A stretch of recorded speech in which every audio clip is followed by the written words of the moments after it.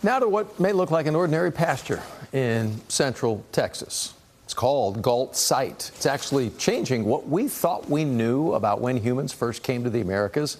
A Dallas filmmaker wondered why that she never knew this site existed and then ended up spending the next 5 years working on the answer. Olive Talley sat down with our Robbie Owens. So leave it to a Texan to go to Antarctica and come home with a story about Texas. It was 2017, and a vacation lecture was about to change Olive Talley's life.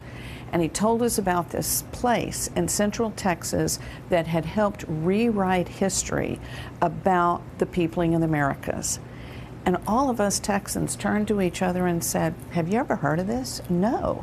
And I thought, as a journalist, why not? Why the heck had I never heard of this place? Well, needless to say, you began to dig. Yes, I do love that pun. Yes, I dug into Gault and realized that we have this special gem, this hidden treasure of an archaeological site here in our backyard in central Texas. And most people have never heard of it. Y'all don't have any idea what y'all have. Talley's 5-year journey to change that. The stones are speaking, and they're telling us that these people were very sophisticated. Became an independent film called The Stones Are Speaking. Experts thought the first people came into the Americas around 13,000 or 13,500 years ago. But how can that be if, in fact, there's this little spot in what is now modern-day Texas where there's evidence of people living here and camping here 20,000 years ago? University of Texas archaeologist Dr. Mike Collins and his team uncovered more than 2 million artifacts. Gault proved to be extraordinary, putting early humans in central Texas thousands of years sooner than experts once believed. But the path to that discovery was anything but smooth. First time he walked onto the site, it looked like a World War I battlefield with all these big holes gouged out. But he looked beyond that, and he saw a landscape, and he's looking through the eyes of a geologist and an archaeologist, and he's seeing there's a constant supply of water, there's a big supply of chert, which people make their stone tools out of, and there were food sources for people and animals.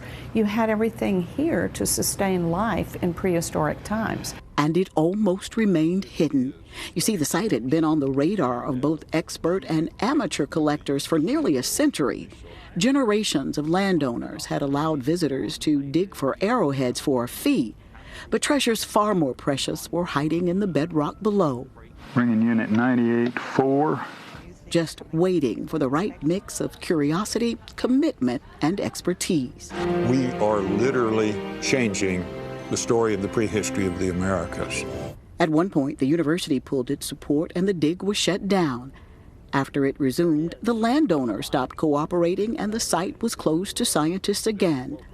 This local site has influenced our understanding of the big human history.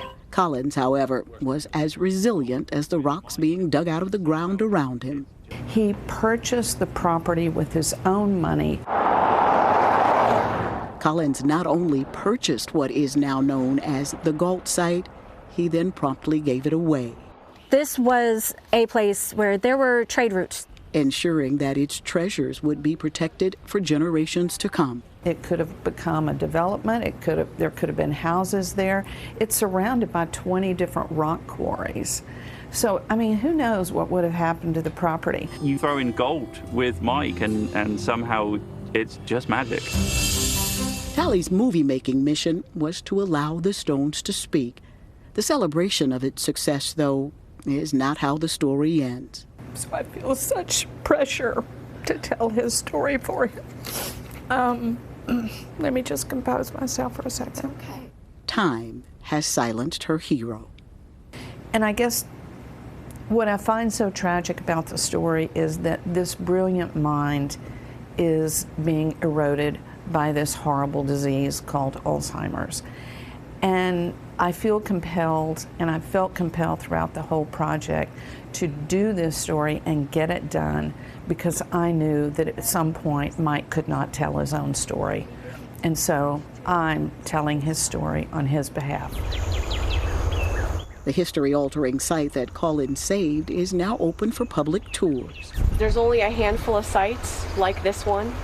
And future scientists.